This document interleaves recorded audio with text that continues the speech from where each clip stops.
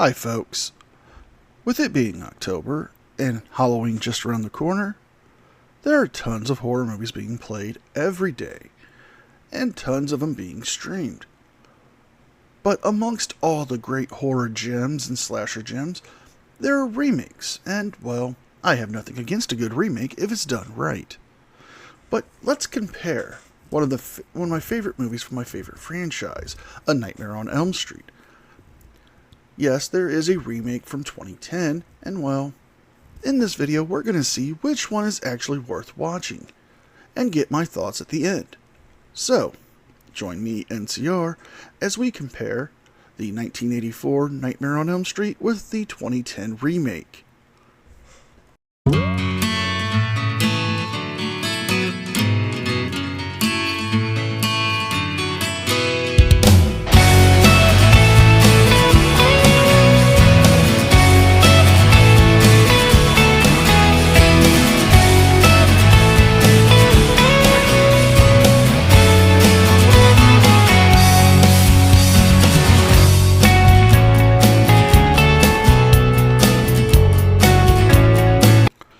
Now, both movies take place in the fictitious town of Springwood, Ohio, where a supernatural threat is threatening the children of Elm Street.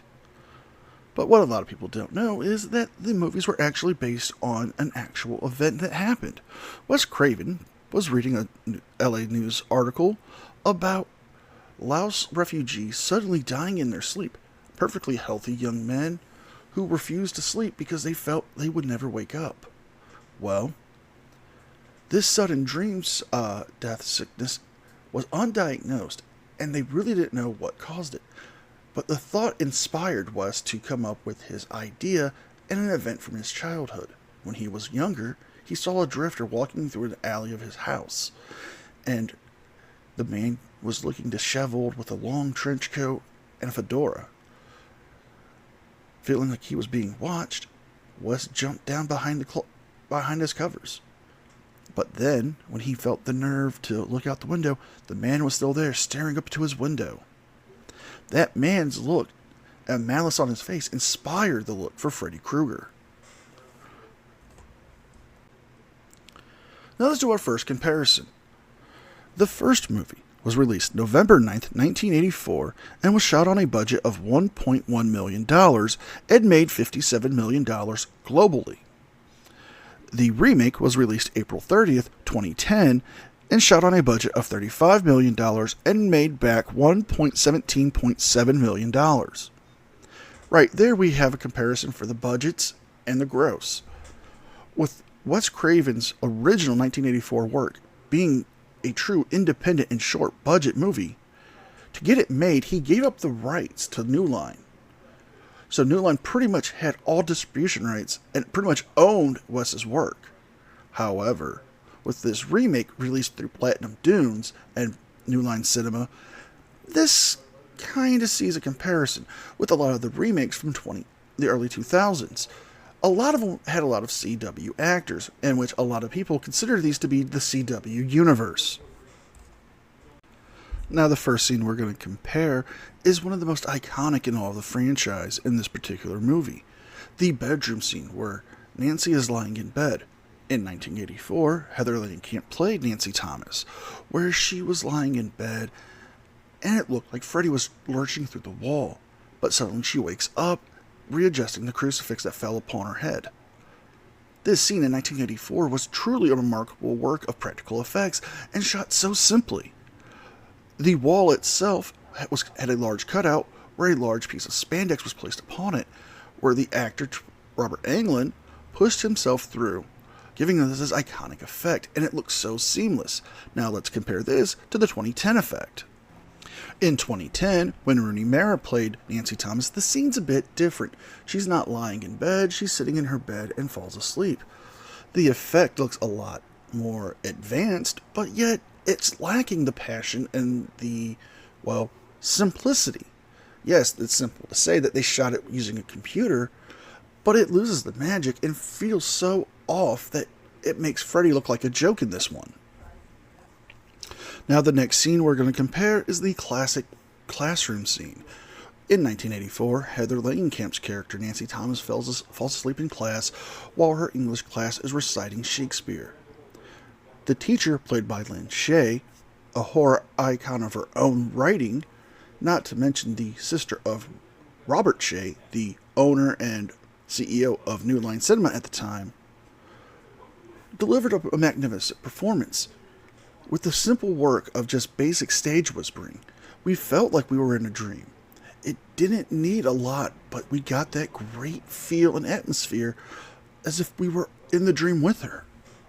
Now let's compare that to the 2010. Now, in the 2010 remake, Katie Cassidy, known for her character of Black Canary from the Arrow universe, plays Chris, and we get her in the iconic classroom scene itself. Now, how does this differ from the original? Well, in that, she flips through her book, seeing a picture of Freddy's glove, realizing that she's in a dream, tries to wake herself up, but the classroom suddenly changes to a destroyed and disheveled schoolroom. Now, this scene does have a lot more better atmosphere. It's a lot more intense, but does it still hold the simplicity of the original from the 1984? I would say no, due to the fact that just with simple stage whispering and atmospheric music, we got a better effect. However, we do get a much more intense and ominous feeling from the 2010 remake scene. The next scene we're going to compare is the 1984's body bag scene, where Tina, instead of her name being Chris in the unlike the remake, is in a body bag haunting Nancy in the dream from the classroom. This scene was shot practically, and they used fake centipedes and eels in the body bag to give it a much more darker and scarier scene. The simplicity of seeing the body bag dragged was simply done by special effects workers dragging the body with heavy-duty strings. Now let's compare that to the 2010 remake scene. In the 2010 remake, we get the same scene, nearly shot for shot, for the exception of some of the effects work. Now, the fake centipede and the eels were not in this scene. However, the scene of Chris being dragged is, and they do some physical practical effects with it when it comes to dragging the body bag. However, the dialogue is changed, and, well, it doesn't have that same feeling. It just seems more of just a psychological stunt to try to break Nancy to Freddy's will. Even though this would be something ideal, it still doesn't really get the job done.